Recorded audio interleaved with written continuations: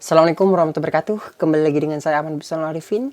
Untuk kesempatan kali ini Bapak Ibu, saya akan menayangkan salah satu laporan dari Panitia Panja DPR RI terkait dengan adanya revisi undang-undang yang saya ambil video ini dari TV Parlemen. Mungkin Bapak Ibu belum mengetahui ini, silahkan disimak dan dilihat. Ingat sekali lagi, saya ambil dari TV Parlemen, mungkin sumbernya akan saya cantumkan di kolom komentar di bawah nantinya.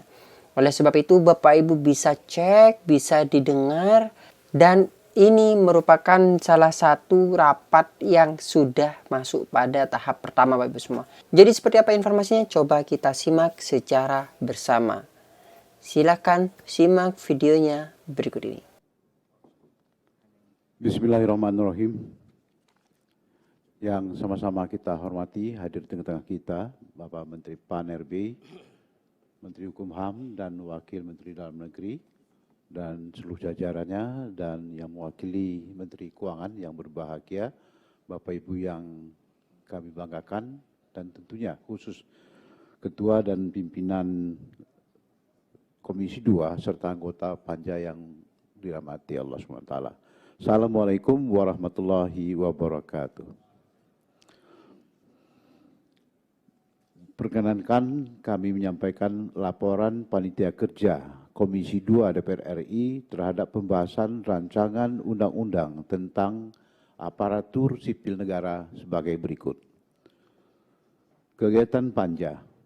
Panja pembahasan revisi rancangan Undang-Undang ASN dibentuk pada tanggal 8 April tahun 2021 pada saat rapat kerja tingkat 1 kedua Komisi 2 DPR RI dengan Menpan RB, Mendagri, Menkumham, dan Menteri Keuangan sekaligus penyerahan daftar isian masalah DIM.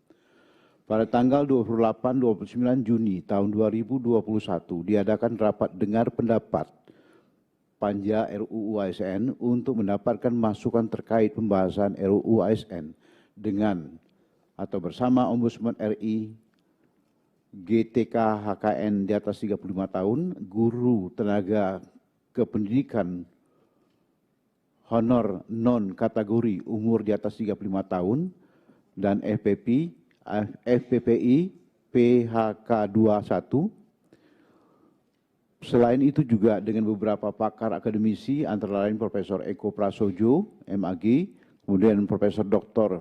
Sofian Effendi, PhD, Profesor Dr. Siti Zuhro, MA, Profesor Dr. Joherman Shah Johan, MA, dan Profesor Dr. Zudan Arif Fakhrullah, SHMH. Selanjutnya, pada tanggal 27 Agustus tahun 2021 diadakan kunjungan kerja Panja RUU ASN ke Provinsi Jawa Barat, dan pada tanggal 30 Agustus 2021 ke Provinsi Jawa Timur, dan pada tanggal 4 September tahun 2021 diadakan rapat konsinyering Panja RUU ASN dengan pemerintah. Selanjutnya pada tanggal 21 September 2021 diadakan rapat kerja Komisi 2 DPR RI dengan Menteri PAN-RB dan Menteri Dalam Negeri. Pada tanggal 8 sampai dengan 10 November tahun 2021 diadakan kunjungan kerja Panja RUU ASN ke Provinsi Daerah Istimewa Yogyakarta, Provinsi Jawa Tengah, yang selanjutnya pada tanggal 11 sampai dengan 13 November 2021 diadakan rapat konsinyering Panja RUU ASN dengan pemerintah. Pada tanggal 13 Januari 2022 diadakan rapat internal Panja ASN dalam rangka pembahasan 6 klaster isu RUU ASN. Selanjutnya pada tanggal 21-22 Maret tahun 2022 kembali diadakan rapat konsinyering Panja RUU ASN dengan pemerintah dengan agenda melanjutkan pembahasan terkait RUU ASN antara lain tindak lanjut beberapa putusan Mahkamah Konstitusi, digitalisasi manajemen ASN, dan penguatan KAASN. Pada tanggal 19 sampai dengan 21 Juni 2023 diadakan rapat konsinyering Panja RUU ASN dengan pemerintah dengan beberapa agenda antara lain pembahasan DIM RUU ASN berdasarkan 6 klaster isu sekaligus, Panja RUU ASN mengusulkan tambahan klaster isu strategis yaitu ASN di lembaga eksekutif, legislatif, dan yudikatif. Sedangkan terhadap isu strategis tentang penetapan kebutuhan PNS dan P3K, kesejahteraan P3K, pengurangan ASN akibat perampingan organisasi, pengangkatan tenaga honor, dan digitalisasi manajemen ASN diserahkan kebijakan penyelesaiannya kepada pemerintah. Dan selanjutnya Panja RUU ASN dan pemerintah sepakat untuk menindaklanjuti putusan Mahkamah Konstitusi dan memasukkannya dalam rancangan Undang-Undang ASN. Pada tanggal 4 Juli tahun 2023 diadakan rapat internal Panja RUU ASN dengan agenda penambahan isu strategis lainnya, yaitu terkait pengisian jabatan ASN yang berasal dari prajurit TNI dan anggota Polri. Selain itu, pembahasan terkait penataan kelembagaan antara lain Kementerian PAN-RB, LAN, dan BKN tidak disebutkan nomenklatur ketiga lembaga tersebut dalam materi pokok RUU ASN, tetapi hanya menyebutkan tugas dan fungsinya.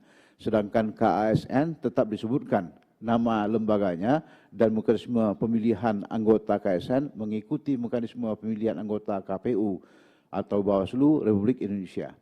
Kemudian terkait pembentukan peraturan pemerintah yang mengatur ketentuan lebih lanjut mengenai pelaksanaan tugas dan fungsi Kementerian PAN-RB, BKN, dan LAN, serta KASN dikonsultasikan dengan DPR RI. Selanjutnya pada tanggal 4 sampai dengan 6 Juli tahun 2023 diadakan rapat konsinyering Panja RUU ASN dengan pemerintah dengan agenda melanjutkan pembahasan DIM RUU ASN.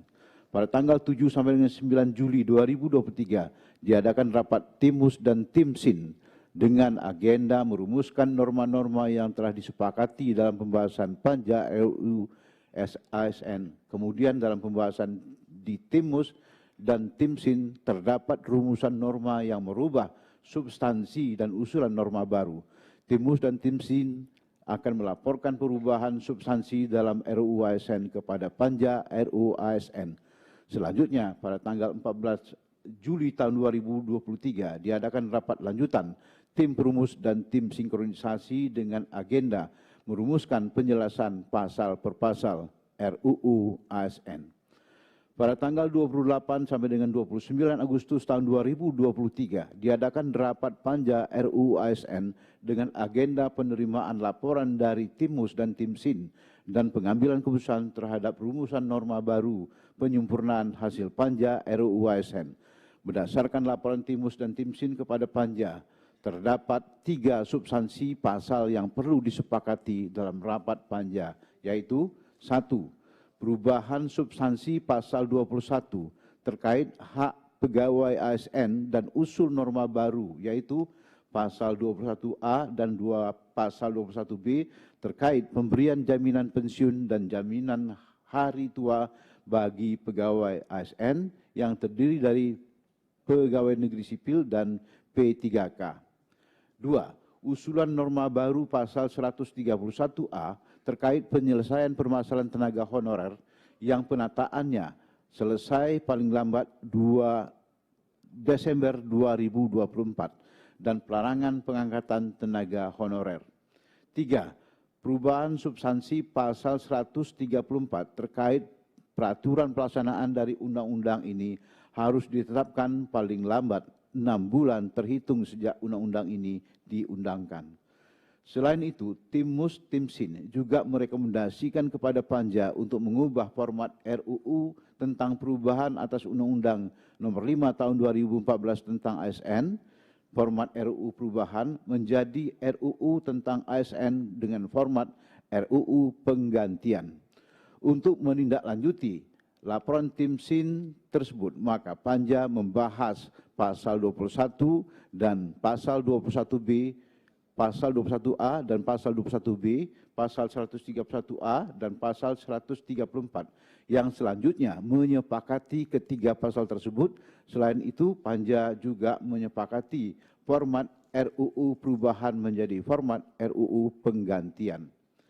Pada tanggal 19 September tahun 2023, Panja mengadakan rapat untuk membuka kembali pembahasan mengenai pengaturan P3K paruh waktu dalam RUU, pengisian jabatan ASN yang berasal dari TNI, prajurit TNI dan anggota Polri, kelembagaan KASN, konsultasi peraturan pemerintah mengenai manajemen ASN dan ASN yang bekerja di lembaga eksekutif, legislatif, dan yudikatif dengan pihak DPR RI.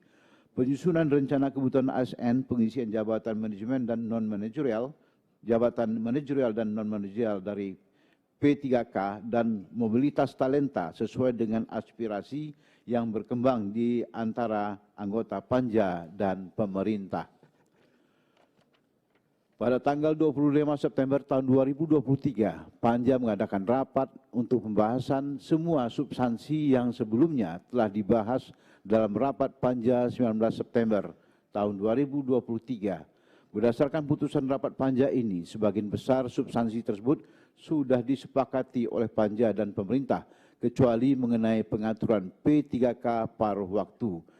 Dalam RUU serta konsultasi PP mengenai manajemen ASN untuk ASN yang bekerja di lembaga eksekutif, legislatif, dan yudikatif dengan pihak DPR RI. Selain itu, dalam perkembangan pembahasan, Panja menyepakati untuk mengatur larangan dan penjatuhan sanksi yang dikenakan kepada pejabat pembina kepegawaian atau PPK atau pejabat lainnya yang mengangkat pegawai non-ASN. Bapak Ibu yang kami hormati, hasil pembahasan Panja. Berdasarkan hasil pembahasan Panja RUU ASN, ruang lingkup sistematika dan materi muatan kami sampaikan sebagai berikut. Bab 1, ketentuan umum, mengatur tentang definisi ASN, pegawai ASN, PNS, P3K, manajemen ASN, digitalisasi manajemen ASN, jabatan manajerial dan non-manajerial, pejabat pembina kepegawaian, pejabat yang berwenang, instansi pemerintah, pemerintah dan menteri, dan prinsip meritokrasi dan sistem merit. Menghapus beberapa istilah, yaitu istilah sistem informasi, jabatan pimpinan tinggi, pejabat pimpinan tinggi, jabatan administrasi, pejabat administrasi, jabatan fungsional, pejabat fungsional, KASN, LAN, dan BKN. Mengubah istilah gaji menjadi penghasilan, mengubah definisi atau batasan pengertian beberapa istilah, yaitu istilah PPK, instansi daerah, menteri, dan sistem merit. Menambah beberapa istilah, yaitu istilah manajemen ASN, digitalisasi manajemen ASN, jabatan manajerial, jabatan non-manajerial, dan prinsip meritokrasi. Bab 2, tentang azas nilai dasar serta kode etik dan kode perilaku. Mengatur tentang azas, nilai dasar, kode etik, dan kode perilaku. Menghapus norma prinsip sudah tercantum dalam nilai dasar. Mengubah nilai dasar yang lebih operasional serta memberikan penguatan terhadap core value ASN, yaitu berakhlak, yang dilaunching Presiden Republik Indonesia pada tanggal 27 Juli tahun 2021 yang berlaku untuk ASN di semua instansi pemerintah. Nilai berakhlak kemudian dijabarkan dalam kode etik dan kode perilaku. Bab 3, jenis dan kedudukan. Mengatur tentang jenis dan kedudukan pegawai ASN. Menambah usulan norma baru, yaitu tugas jabatan pemerintah tertentu P3K dapat bekerja secara penuh waktu atau paruh waktu. Bab 4, fungsi, tugas, dan peran. Mengatur tentang fungsi, tugas, dan peran pegawai ASN. Tidak ada perubahan. Bab 5, jabatan ASN. Mengatur tentang jenis jabatan ASN. Mengelompokkan jenis jabatan menjadi dua, yaitu jabatan manajerial dan non-manajerial. Jabatan manajerial terdiri dari jabatan pimpinan tinggi utama, jabatan pimpinan tinggi media, jabatan tinggi pratama, jabatan administrator, dan jabatan pengawas. Jabatan non-manajerial terdiri dari jabatan fungsional dan jabatan pelaksana. Pengisian jabatan ASN dari prajurit TNI dan anggota Polri. Bab 6, hak dan kewajiban. Mengatur tentang hak dan kewajiban pegawai ASN. Tidak ada pembedaan hak dan kewajiban antara pegawai negeri sipil dengan P3K. Pegawai ASN berhak memperoleh penghargaan dan pengakuan berupa material dan atau non-material. Perubahan komponen hak yaitu penghargaan dan pengakuan yang terdiri atas penghasilan, penghargaan yang bersifat motivasi, tunjangan dan fasilitas, jaminan sosial, lingkungan kerja, pengembangan diri, dan bantuan hukum. Penjabaran terkait komponen penghargaan dan pengakuan, serta penyederhanaan komponen kewajiban pegawai ASN. Bab 7, kelembagaan. Mengatur tentang kelembagaan, penataan kelembagaan, dan menegaskan fungsi koordinasi Kementerian PAN-RB terhadap rencana kerja lembaga yang berkaitan dengan penyelenggaraan ASN. Tidak menyebutkan nomenklatur KASN, LAN, dan BKN, tetapi hanya menyebutkan tugas dan fungsinya yang lebih lanjut diatur dalam peraturan Presiden. Bab 8, manajemen ASN, mengatur tentang manajemen ASN. Menggabungkan manajemen PNS dan P3K menjadi manajemen ASN sehingga tidak ada pembedaan antara manajemen PNS dan dengan P3K. PNS dan P3K sama-sama memiliki pengembangan talenta dan karir serta jaminan pensiun. Penambahan norma baru terkait dengan penerapan manajemen ASN yang bekerja di instansi pemerintah disesuaikan dengan karakteristik kelembagaan masing-masing. Mengatur mengenai komponen manajemen ASN, perubahan kategori pemberhentian bagi pegawai ASN, yaitu atas permintaan sendiri dan tidak atas permintaan sendiri. Menindaklanjuti putusan MK nomor 87 PUU 16 Romawi 2018 mengenai pemberhentian pegawai ASN. Bab 9, pegawai ASN yang menjadi pejabat negara. Mengatur tentang pegawai ASN yang menjadi pejabat negara. Menindaklanjuti putusan Mahkamah Konstitusi nomor 41 PUU 12 Romawi 2014 terkait ketentuan dalam pasal 119 dan pasal 123 ayat 3 Undang-Undang nomor 5 tahun 2014 tentang ASN.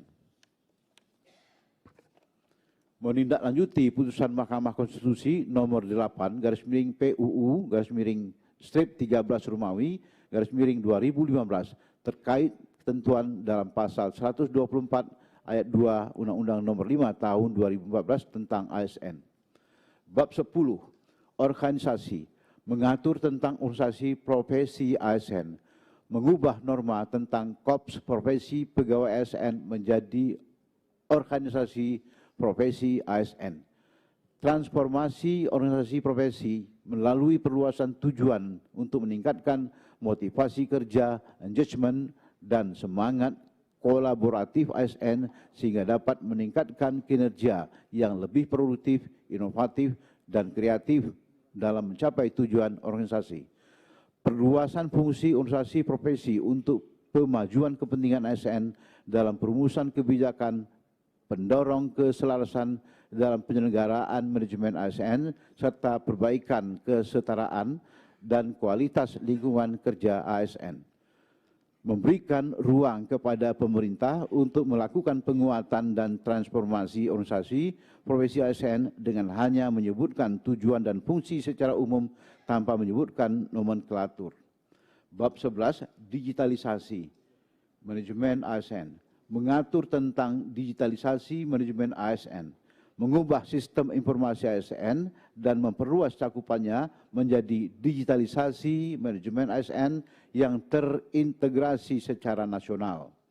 Bab 12, penyelesaian sengketa, mengatur tentang penyelesaian sengketa pegawai ASN. Ketentuan terkait pengajuan keberatan secara tertulis kepada atasan, pejabat yang berwenang menghukum dan ketentuan banding administrasi yang diajukan kepada Badan Pertimbangan ASN dihapus.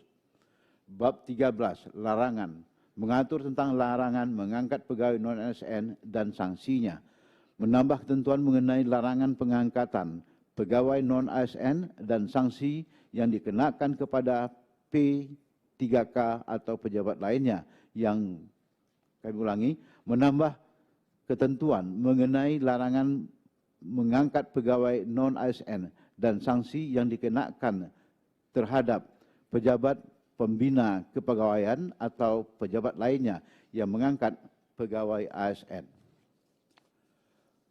Bab 14, ketentuan peralihan. Mengatur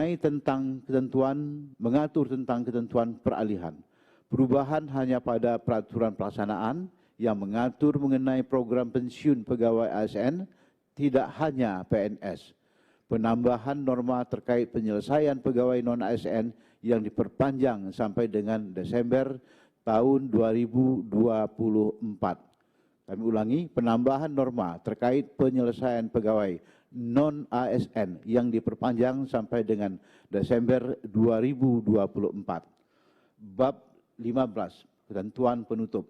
Mengatur tentang ketentuan penutup. Pasal 135 sampai dengan 138 dalam Undang-Undang Nomor 5 Tahun 2018 tentang ASN sudah tidak berlaku lagi. Tidak disebutkan nomenklatur kelembagaan tidak menyebabkan dihapusnya lembaga-lembaga tersebut. LAN dan BKN tetap melaksanakan tugas dan fungsinya sebagaimana mestinya. KASN tetap melaksanakan tugas dan fungsinya sampai ditetapkannya peraturan pelaksanaan dari undang-undang ini yang mengatur mengenai kelembagaan.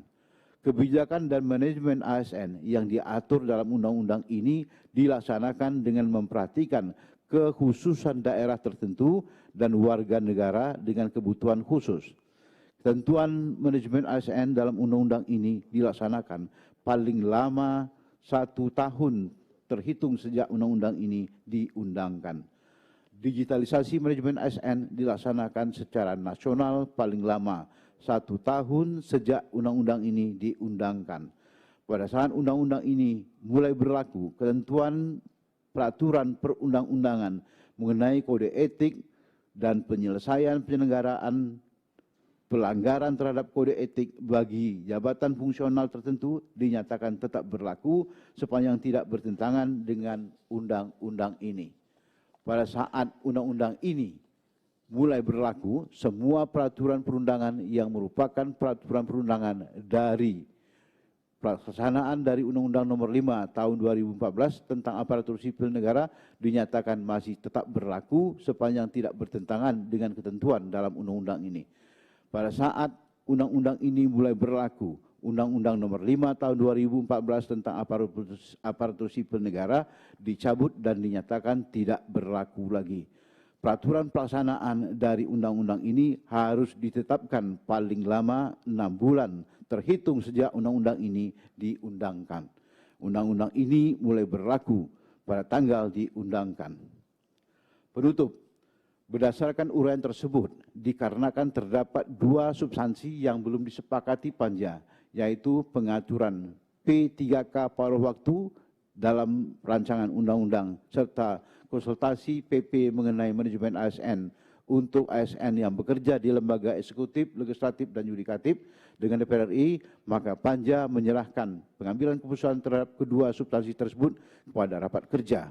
Selain itu, berdasarkan keputusan rapat Panja yang menghendaki agar perubahan format RUU tentang perubahan atas Undang-Undang Nomor 5 2014 tentang ASN dengan format RUU perubahan menjadi RUU tentang ASN dengan format RUU penggantian. Ditegaskan dalam rapat kerja, maka Panja juga menyerahkan pengambilan keputusan terhadap hal tersebut kepada rapat Panja. Demikian laporan Panja Komisi 2 DPR RI mengenai RUU tentang ASN ini. Untuk itu kami mohon kiranya agar rapat kerja Komisi 2 DPR RI dapat segera membahas dan mengambil keputusan terhadap materi muatan yang belum dapat diputuskan dalam rapat Panja serta menegaskan kembali format RUU perubahan menjadi format RUU penggantian. Sekian, terima kasih. Wassalamualaikum warahmatullahi wabarakatuh. Ketua Panja RUU ASN Komisi 2 DPR RI tertanda Samsul Rizal nomor A462. Terima kasih.